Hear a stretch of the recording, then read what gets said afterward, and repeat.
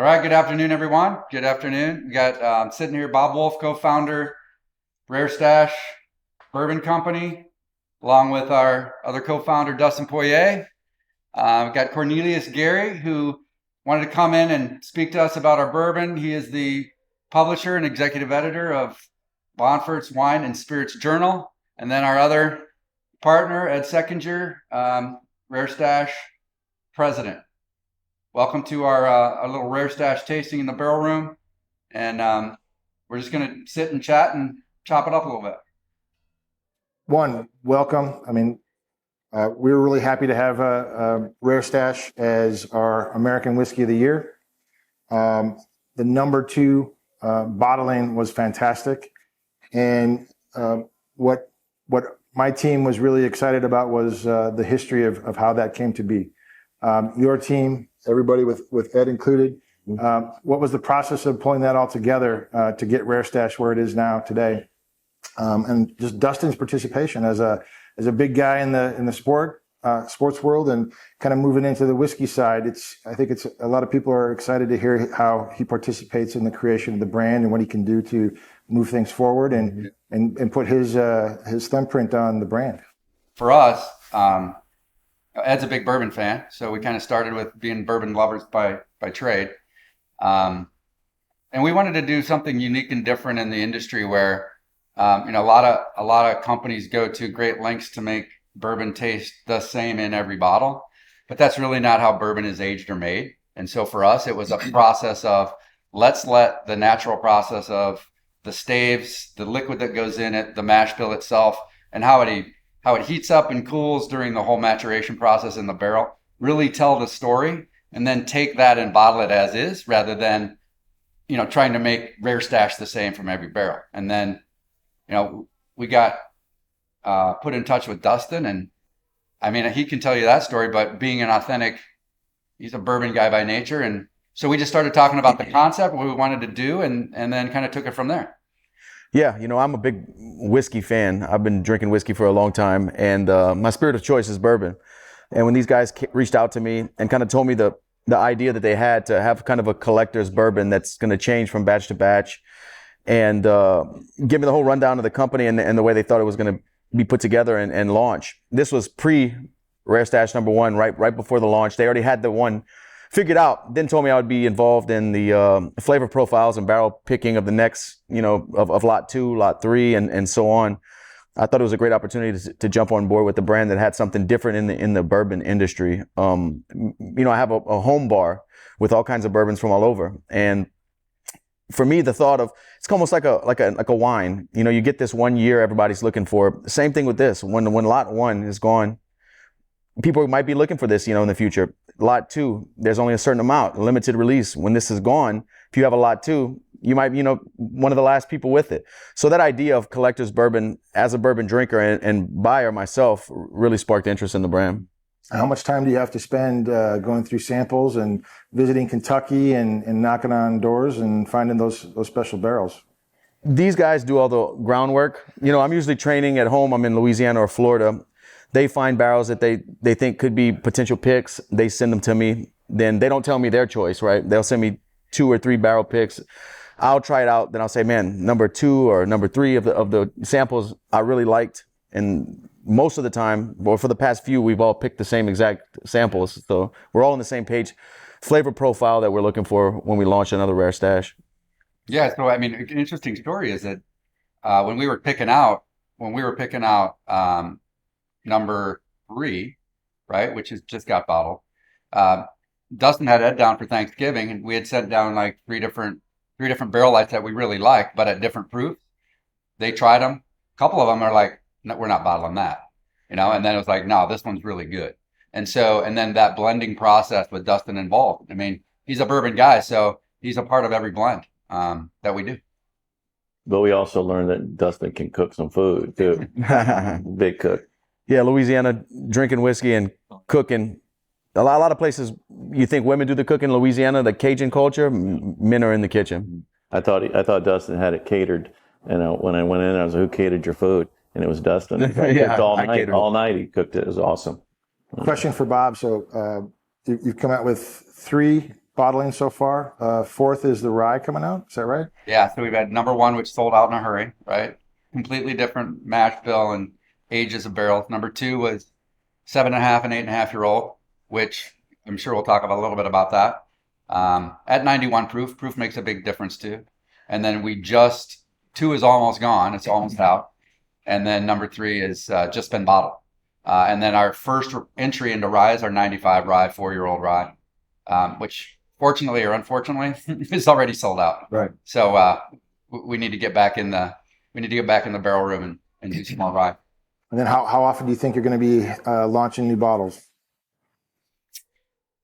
It'll probably be we're ramping up volume, but my guess is we'll have 2 a year, maybe 3 releases a year, depending on how fast how much we produce and how fast.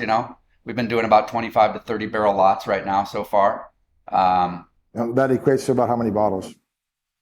About 25 barrels is around 10,000 bottles. Okay. So that can evaporate pretty quickly in the U.S. Oh yeah, for sure. Well, unique and rare is part of the deal. But we also want to do a couple private selections, like Dustin's known as the Diamond. So we want a really nice diamond edition, a really exclusive bourbon, really cool bourbon. So those are the type of things we'll release too in the future. So special allocations on top of special allocations. Oh yeah. Yeah. And we'll probably have something. I mean, we're priced at $100, so we also want to have something that is more affordable for everybody. So we're working on something on that right now as well. Yeah. Don't want to give too much away, but we're working on that. Yeah, an idea of something more consistent that doesn't change every batch, and the flavor profile stays the same. A little bit more a daily drinker. Pull this stuff out on the weekends. Number 2 or number 3. How are your fans responding to Rare Stash? I mean, people love it, especially my close friends in Louisiana, big bourbon drinkers. My buddy owns a few restaurants, and I think his number one seller has been Old Fashions for years. And then he added a Rare Stash to his restaurants, and people love it. We're selling a lot. That's always good. Mm-hmm. And Eddie, tell us what you're doing. What is your day to day with Rare Stash? We're constantly looking for barrels, constantly looking for the right liquid, the juice, trying to find the right partners with us to help grow the brand. We've done everything organically so far, so we just wanted to take that time to be able to do it right and get because it is about the liquid for us, and we want to make sure that when people taste it, this is a great product. So we always lead with the liquid profile of the product. Yeah, it's a different approach to market too. Like, we're not dumping a bunch of money into advertising and bringing a bunch of people on to get the word out there. The like you said, the liquid's kind of doing the speaking for itself. So yeah, as more people try it, more people are going to talk about it, and the faster the brand's going to grow. But it's all, like you said, organic. Yeah. And maybe for Bob, who do you think right now is your customer? Who's finding Rare Stash and making it their preferred whiskey? Yeah, I mean, that's a great question. It's been interesting because we've had a couple people that, we've just met recently that hadn't tried it before, and they picked their favorite. And then all of a sudden they try, as an example, number 2, which you obviously rated and tried, which I'll have a question for you about. But number 3, and it's their new favorite. Because what's cool about it is you can try 2 and 3 side by side, and they're both uniquely different. And so, totally different. And that's the kind of the cool part about it. And so, the cool thing about, even Dustin's involvement with UFC is you're getting people that may not have had a chance or been buying, rarer type bourbons. I mean, even though 100 is expensive, it's actually, in the bourbon world, it's pretty affordable, right? And it's all older stuff. So we've gone to great lengths to try to keep it, under $100. I mean, we could easily charge more, but we're trying to bring great bourbon to more people. Obviously 100 is a lot, but at the same time, there's a lot of bourbons that are a lot more expensive than that too. What are some of your successes with the brand so far out in retail land? Well, as an example, we've got several high-end hotels that are kind of featuring it down in Miami area, because we're only in like 6 states.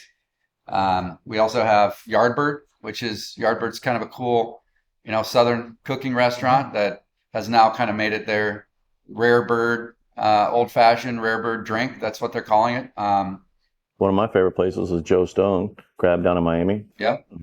I grew up down there. It was awesome. Our big retailer, in fact, they're here today, is Total Wine. So Total Wine took us in over 200 stores, and they took all 2, 3, and rye. That's got to be a great drop. It's a great opportunity. Yeah, and obviously we have to allocate it, so they can only get so much. We also have a great, retailer from Lafayette, which is Marcello's. They've fallen in love with it, and Tim has come with us too, and because they wanted to see the process, but they're featuring it in their stores. So as Dustin said, as more and more people are trying it, they're falling in love with it, and the uniqueness of being able to have something different each time. Mm-hmm. With Rare Stash number 2, when you sent us the bottle, we had it paired up with over 300 different American whiskeys. Our team kept coming back to it again and again and again. We fell in love with it. We really identified with it. We just thought it was a beautiful liquid in the bottle. And that's why we all voted on it, and that's why it was our American Whiskey of the Year for 2022. So Yeah. Congratulations. Thank you. Yeah, thank you. I mean, Dustin was the guy. I mean, I think it's his favorite. He can tell you about that, but his final say, "Hey, I really like this blend, and I really like this proof." That's why we went with it, and so a good choice. Yeah, when I tasted the final product, number 2, I knew it was the one. Like, this is the one I want as many people to try. Who do we need to send this to? Get this in the hands of somebody who's going to talk on a platform, because this is good bourbon. Really good. Awesome. And why did you guys? I know you guys chose it. You just mentioned how your process, but what at the end of the day, what was the reason that you decided that Rare Stash was your? It was uniquely identifiable across all the whiskeys that we had. It was a lighter and softer whiskey. I think that identified with some of our female tasters on the team. But from my perspective, I just thought it was beautiful in the glass, a very soft and beautiful whiskey, and that's what really did it for us. Yeah, and you make a great point, because number 2, I think, does get. I mean, women, there's a lot more women getting into bourbon and enjoying bourbon, which is kind of a cool thing. And number 2 is kind of that, it's not that overpowering, in your face, but it's so smooth and so naturally silky smooth that it really hits the palate well. And it's not like it's going to rip your face off. No, not at all. Well, number 3 here in the glass, this is more of a traditional bourbon. This is, it's got a little bit of heat there, but it's still really well-rounded and flavorful. So Smooth, a little peppery, but it's good. It's good stuff. I think one thing on our limitation, I think our only limitation right now, because again, we allocate, have done everything organically. And I was talking to Dustin first part of the year, we're in Louisiana, and we said, what's the one thing you want to accomplish, with the bourbon this year? And his comment was, I want more people to taste my bourbon. So that for us, we're trying to find ways to organically do that, and not just, send a bunch of product out, but be very smart in the people and trying to get it out to the different communities. how are you doing that, Dustin? With you've got some charitable organizations you're working with, and lots going on in that direction. Yeah, me and my wife, I sign a bottle and we auction it off all the time. We help other local charities and nonprofits in our community in Lafayette, Louisiana. But me and my wife started a nonprofit called the Good Fight Foundation back in 2018. And every time we do a drive or something like that, or do an event, a bottle of Rare Stash will be for auction or in a silent auction. We always try to tie them together. But I mean, I feel that's the soul of Rare Stash, because it's about the people and who we are. We're just not a bottle of whiskey with a label slapped on it and say, hey, Dustin Poirier represented. You're part of the brand, but it's how you deal with life in the Good Fight Foundation and our liquid, everything rolled into one. It's a very special bourbon. So that's. Yeah, and we have a few things we do annually with the Good Fight. Like the Thanksgiving drive is one, Christmas presents for shelters for all the children, backpacks filled with school supplies for the year. Something we didn't plan on doing annually, but it's just the community needs it, and we realize that. Right. So those are things we do every year. Rare Stash gives us it really opens up another venue to continue to support and do more things with Good Fight too. It's a great way. You can enjoy great bourbon, but you also know that you're giving back. And a portion of, every bottle is going to go back to supporting Good Fight. We're going to do events to support Good Fight. So it's really a great avenue. And that's why we got together originally, is because there's a lot of shared values in terms of not only enjoying bourbon, having great bourbon to drink and enjoy it in life and with family, but also it gives us an opportunity to do something, for those that, may not be, in that same position and help in the community as he does through the Good Fight Foundation as well. Well, thinking about the future of Rare Stash and a couple releases a year annually, at least at this juncture, what are you planning for, 3, 4, 5, 6 years down the road? What's that going to look like for you think? Great question. We are, obviously you can't automatically put in a barrel and it's 8 to 10 years old. So we're laying down our own bourbon. We're making our own mash bills. One of the reasons we're here today is because we're giving everybody a feel of what the future is going to be like. So we've got 2 different mash bills we're starting to lay down. We're going to be doing that and increasing that over time. Obviously, we won't get to those for 5, 7, 10 years, right? But again, so you got to start now if you're going to plan, right? But in the meantime, we'll continue with some great releases and finding great barrels, and that's kind of the fun part. It's you find great barrels that are really going to be unique that some people don't even know about or don't even may not even have a usage for, because when you're making bourbon in a linear fashion, there's bourbons that may not fit that profile. We love those kinds of barrels. Those are ones that fit exactly what we're trying to do. And I think, that's what Dustin fell in love with too. So again, we want to have a bourbon that is maybe a little more consistent, but this is really the heart and soul of the brand to continue to bring new tastes to our brand over time. And that might be a single barrel at some point. Oh yeah, for sure. Yeah. And then what do you think the biggest selection would be barrel wise? You mean on what we're laying down? Yeah.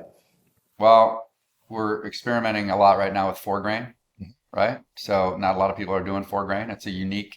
You kind of have to have a special distillation and storage and mixing capability to do 4 grain. So we're doing that. And then we're also going to have some fun with everybody's favorite that I think a lot of people like, especially here, and Dustin likes, is wheated bourbon. Yeah. Dustin, what are you excited about going forward? What everything we've seen in the last few days? Laying down our own liquid in barrels. Yeah. I know it's going to be time, like you said, but that's exciting from start to finish. Also, I enjoy finding the lots that are rare, like you said before, barrels that we might purchase from someone who won't use on their linear runs, but laying our own stuff down now and 6 years bottling it, it's just an exciting journey.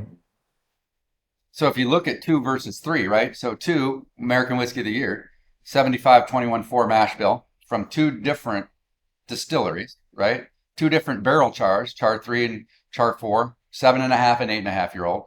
That combination in itself made the 91 proof number 2 what it was. But now we are 100% Kentucky, but a 78-13-9 mash bill, right? All in char 3s, still from 2 separate lots, 9-year-old and 5-year-old.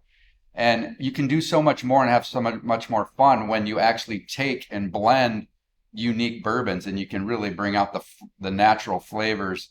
And then this is 96 proof, obviously, versus 91 proof. And I think I heard from one of you gentlemen that you might have some interesting international whiskeys at some point, something maybe from Japan or Ireland or Scotland, or what's that sounding like?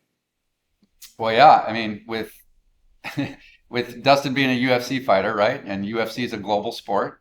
Bourbon is a global spirit. And so that was kind of our vision is Rare Stash doesn't have to be only Rare Stash America. It can be a rare stash of bourbons from Japan. It could be a rare stash of bourbons from, UK. The new world whiskey market is big, right? So being able to do that and maybe even supporting up and coming fighters in some of these countries, Dustin is a master at knowing who's good, but there's up and coming fighters who struggle. So our goal is to maybe have some of those guys be some of our brand ambassadors in some of these other countries as well. Guys that like bourbon, but also help them as they try to build their careers in the fighting world as well. What are some of your other fighters, your contemporaries? What do they say to you about what you're doing? They're excited. Well, first of all, from young fighters, even professional guys, when I say young fighters, I don't mean amateur. I mean guys who, have a decent professional career, but just haven't made any business leaps yet. See me doing this and being successful at different things. I think it inspires them. Like I'm blazing a path and showing them that it's possible to branch out and do other things. And other fighters before me have done it. But to see somebody they train and sweat and bleed next to every day on the mats being successful with the bourbon or any other business venture I do, I think it inspires them and shows them that anything's possible. Yeah. Excellent. It's awesome. And what about you, Cornelius? What are your plans for Bonforts, and what are you doing with that? Well, for Bonforts, we're just getting into the 2023 selections. We've got about 500 American whiskeys that are coming in right now, and obviously international whiskeys from around the world. But we're going to be looking for a couple submissions from you guys later on this month, hopefully, and we're going to be hammering through those, and we'll be launching that later on this year. Awesome. Yeah, well, we look forward to it. We were surprised. I know you mentioned to us, at least initially, that we made the top 100, but had no idea that we might finish in the position of American Whiskey of the Year. So that's kind of been a fun thing. And, those kinds of ratings help lend, I don't know if it's necessarily legitimacy, but that if you're up against 300 to 500 bourbons and you come out on top, you got a special product, and that's what we're trying to make. So it helps confirm that for us as well. Well, we have a nice panel of judges and writers that get together on a weekly basis, and Rare Stash #2 really shone through last year. So we have high expectations for the rest of your releases coming out. Awesome. Thanks for making us part of your program. Thank you. Appreciate it. Awesome. Thank you.